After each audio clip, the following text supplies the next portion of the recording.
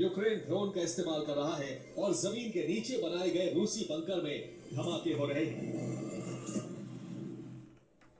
और operation triangle के तहत फ्रंट लाइन पर रूसी सेना का संघर्ष शुरू हो चुका है। प्लान के मुताबिक फ्रंट लाइन पर मौजूद रूसी ठिकानों पर ड्रोन हमले किए जा रहे हैं।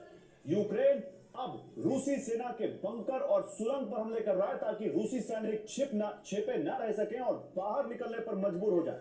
इन हमलों के लिए यूक्रेन के ड्रोन सिर्फ 15 से 20 मीटर तक की ऊंचाई पर उड़ान भर रहे हैं और ये वजह है कि एयर डिफेंस नाकाम हो रहा है।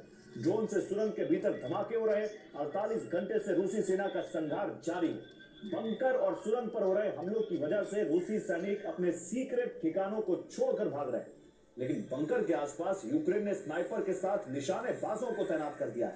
स्नाइपर रूसी सैनिकों को निशाना बना रहे हैं। हमलों में कई रूसी सैनिकों की मौत हो चुकी है। यूक्रेन के इस प्लान से रूसी सेना में हड़कंप मच गया है।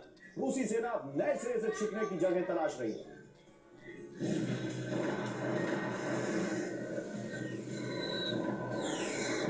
भीषण रक्तपात के बीच यूक्रेन की कोशिश है कि कम हथियार और सैनिकों के बावजूद रूसी सेना को बड़ा नुकसान पहुंचाया जा सके।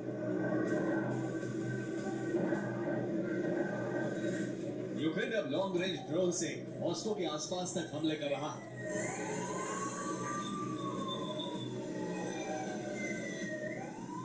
रूस ने यूक्रेन के 170 ड्रोन को नष्ट किया। ड्रोन का मलबा गिरने से कई जगह नुकसान हुआ है। रूस का एक मोबाइल टावर नष्ट हो गया। मंगलवार रात के हमलों के बाद से रूसी सेना पूरी तरह से सतर्क है और यही वजह है कि बुधवार रात को शुरू हुए हमलों को नाकाम करने में कामयाबी मिली।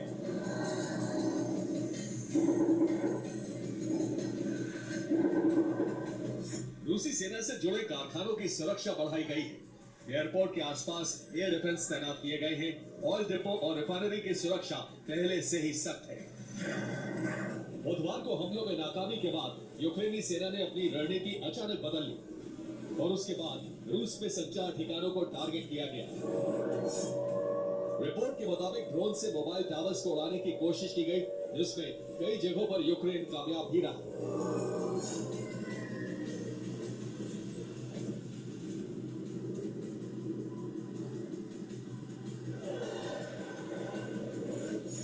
ज़ेलेंस्की के मुताबिक रूस में हमलों की डिटेल रिपोर्ट तैयार हो रही है। रूस में मौजूद खुफिया एजेंसी रिपोर्ट सौंपेगी। ज़ेलेंस्की का दावा है कि रूस को बड़ा नुकसान हुआ है। यूक्रेन अपने इंटेलिजेंस की ताकत का इस्तेमाल कर रहा है और माना जा रहा है कि रूसी सेना को अभी कई बड़े शॉक देने की तैयारी है। यूक्रेनी जासूस कई बड़े सैन्य अफसरों की हत्या की ताक में है। और यूक्रेनी मीडिया का दावा है कि रूस में यूक्रेनी सेना के इंटेलिजेंस से जुड़े एजेंट रूसी सैन्य मुख्यालय और दूसरे दफ्तरों पर नजर रख रहे हैं। जिन अफसरों का नाम हिटलिस्ट में है, यूक्रेन के जासूस उन रूसी सैन्य अफसरों का पीछा कर रहे हैं और मौका मिलते ही हमला करेंगे। यूक्रेन ने उन तमाम रूसी अफसरों पर हमले का प्लान तैयार किया है जो 2022 से युद्ध में नेतृत्व करते रहे और यूक्रेनी नागरिकों की हत्या में शामिल है। यूक्रेनी जासूसों का नेटवर्क रूस में कई अहम ठिकानों को भी निशाना बनाने की ताक में है। जासूसों की पहचान और उनके प्लान को नाकाम करना रूस के लिए नई चुनौती है। यूक्रेन के ताकतवर ड्रोन को घातक बनाने का काम भी लगातार जारी है।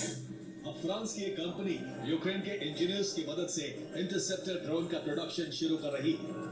ड्रोन और हथियारों को लेकर यूक्रेन लगातार नए करार कर रहा है, जिससे जाहिर हो रहा है कि युद्ध लंबा खिंचा तो यूक्रेन और ताकतवर होकर रूस को चुनौती देगा।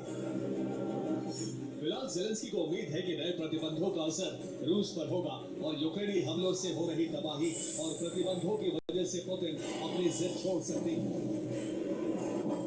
प्रतिबंधों के ऐलान के बाद से ही ज़ेलेंस्की रूस में तबाही का ग्राफ बढ़ाने के लिए कई तरह की योजना बना रहे हैं, जिसकी पहली कड़ी ऑपरेशन ट्रायंगल है।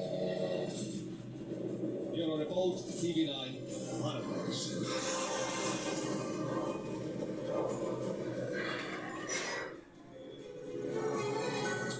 और यूक्रेन के